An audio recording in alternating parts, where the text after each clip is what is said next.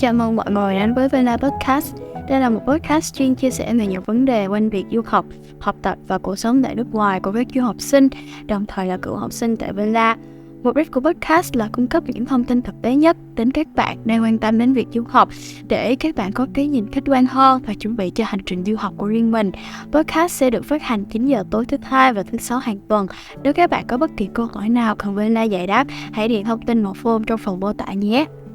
I'm happy to inform to our audience that we have Ms.Debbie coming here today to be our guest speaker for the college series, and she will introduce to our Vietnamese students about Duke Kunshan University. So basically, I am also a rising sophomore at Duke Kunshan University now, and I'm really happy to I have a chance to talk to you again about all information on DKU. It just remind me about 1 year ago before entering DKU. I also talk to you about this information, and now I can have to spread this information to all of the prospective students in the future. So hello, Ms.Debbie. Hi, V. Thank you so much for having me here. Really glad to be part of this, series and be able to share a little bit more about Duke Kunshan University. Thank you for having me. Yeah. So I think to help our audience to get to know more about you, can you introduce yourself about some basic information and your position and duty at Duke Kunshan University once more? Sure. So my full name is Debbie Zhou, and I am originally from China. I studied abroad and worked abroad, mainly in the US, before I came to Duke Kunshan University. Currently, I'm serving as the Associate Director of Financial Aid for the International Enrollment Management Office. And for your information, that's our admission office for the international students. And I have been with DKU since January 2019, so it's a little bit over, I think, it's about 4.5 years now for DKU. And before joining DKU, as I mentioned, I studied and worked abroad in the US. I used to work for a very big public university on the East Coast and working in their international affairs office, mainly working as, recruitment, admission, programming, orientation. So have experienced as an international student myself, study abroad, but also, from the other side of desk, working admissions and getting seeing through how just like we mentioned, how you started from college researching, start from preparing for your test and going through application and got admitted, and then go through visa and then get arrived. So really happy to stay in this field and industry for over a decade now, and once again really thrilled to have this opportunity to speak to you about Duke Kunshan University and what just in general study abroad experience can offer. Yeah, so thank you so much for such detailed and great introduction about yourself. So I think that I will move to the main part of our podcast. So the first thing we're gonna talk about location and student life of Duke Kunshan University. I've been to DKU since the beginning, the end of December last year. So up to now, I've been at China and DKU for 6 months, and everything really great and worked really well for me. So first, I think that the location is very important. So Ms. Debbie, I hope that you can briefly describe the location of DKU for students who have never been to DKU before, so that they can imagine how DKU look like. Of course, sure. So Duke Kunshan University, we actually has a city name in our university name. So we are in the city of Kunshan, which might not be as famous or as known as, Shanghai, Beijing, Guangzhou, all those major cities in China, but just give you some perspectives about where we are, so the city of Kunshan is actually part of the city of Suzhou, and we're very basically in between Shanghai and Suzhou. For those of you who may not even know where Shanghai is, so just give you further information.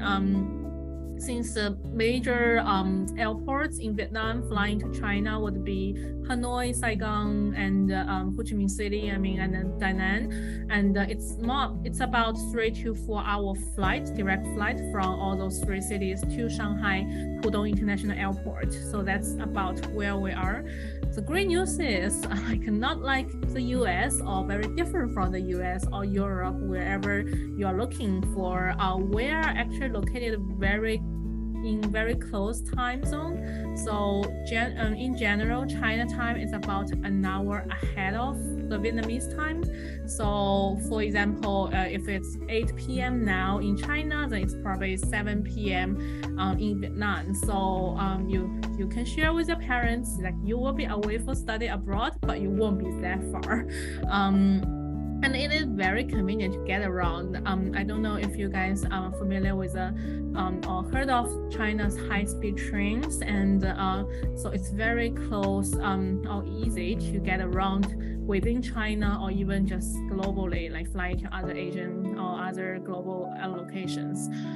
Taking the high-speed train, we're about 19 minutes to the center city of Shanghai, and then I think about another 15-20 minutes to the city, the center city of Suzhou. So it's very convenient,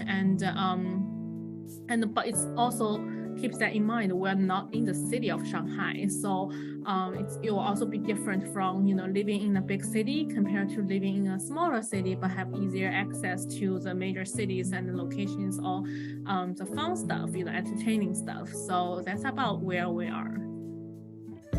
So yeah, you just actually describe everything exactly what I experienced, because every time when people ask me where's Kunshan, I always have to add it it's next to Shanghai so that they can imagine the exact location. And I really impressed by the modern and the advance of the metro system in China. So it's really easy to get access to Shanghai, and I think that DKU students just travel back and forth from Shanghai to Kunshan every weekend. So that's really cool. Yeah.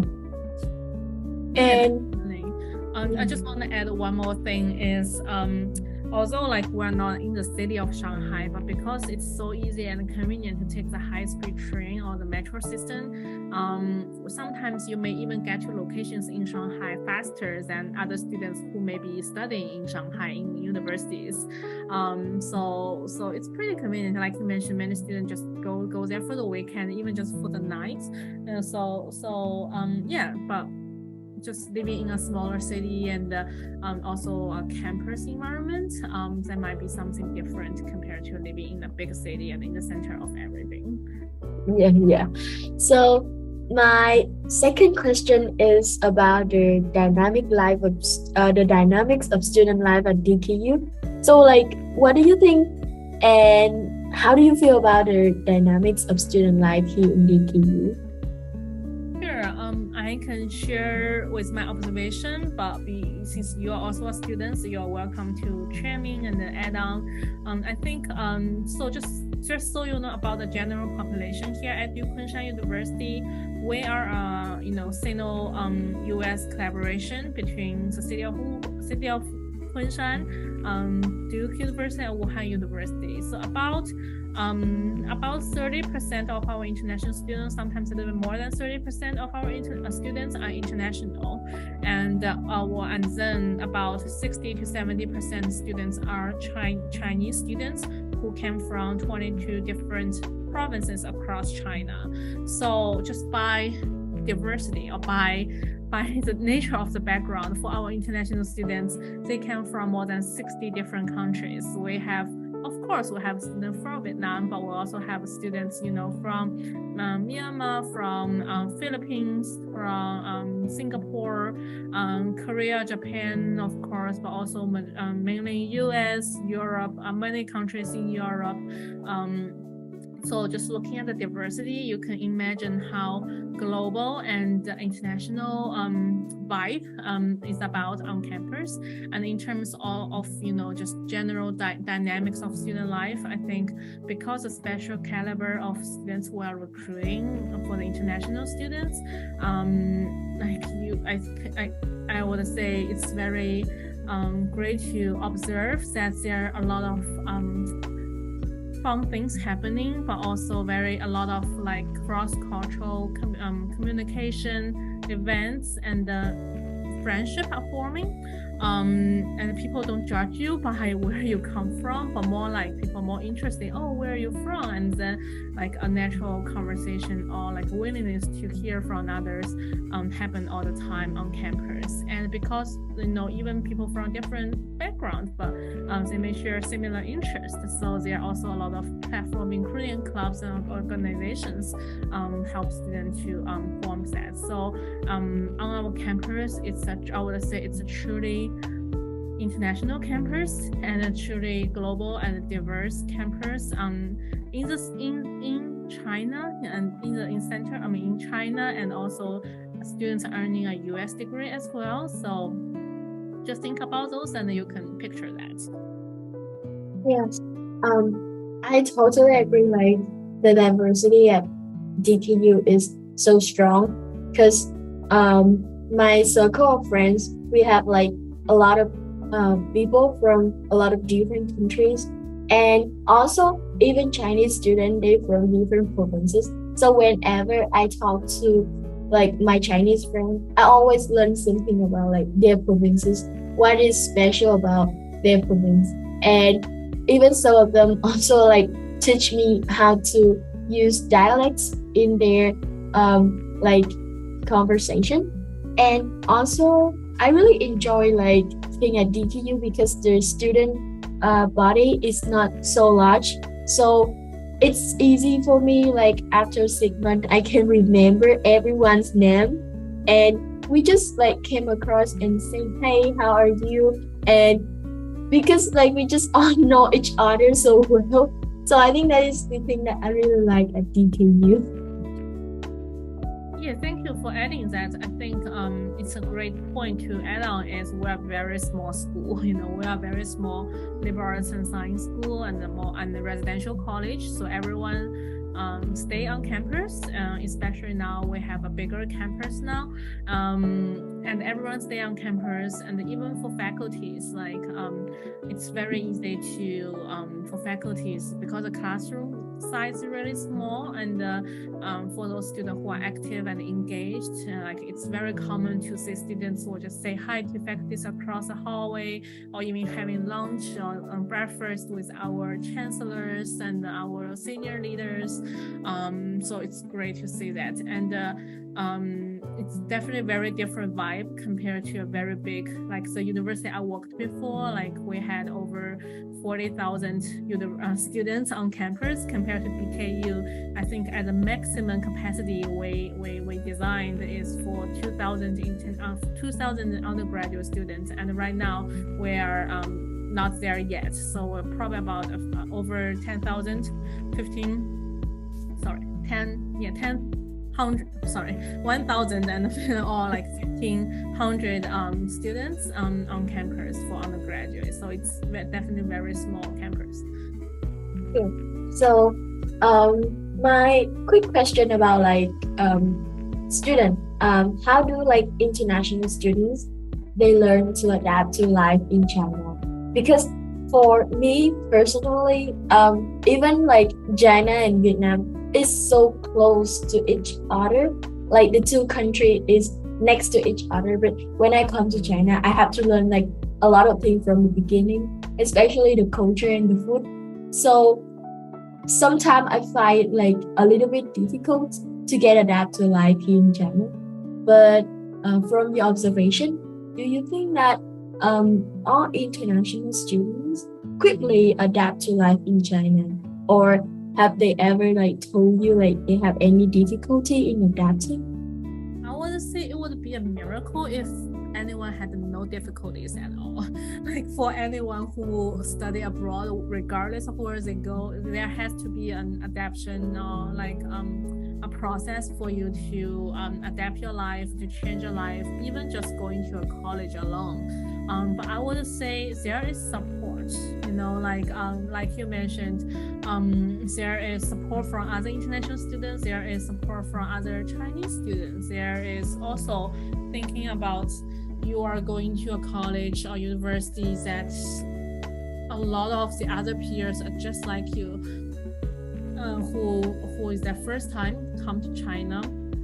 Some of them maybe it's their first time flying internationally or getting their passport for the first time, you know. So there definitely is a lot to learn and to adjust, but the support is there. We have International Student Services Office, we have Student Affairs Office, campus engagement, and all the other faculty members, staff members, and the other students on campus are great resources to our international students. So I would just summarize. I would say it's not an easy route, but it's not that difficult. Like if you reach out for help, if you feel you need help, you just need to ask.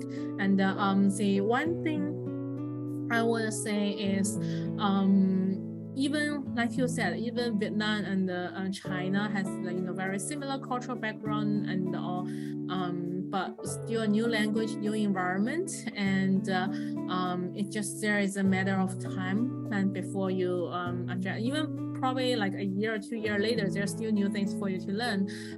But like as long as you are with a group of friends, you are in your circle with support, your support network, I think you will be students will be fine, and you won't be alone. Yeah, thank you so much for your sharing. I totally agree with your observation, because when I moved here, I also get support from the counseling service, like the psychological counseling service at DKU. And I think that they helped me overcome a lot, like the homesickness and other like culture shocks. So I am really grateful for the help from DKU.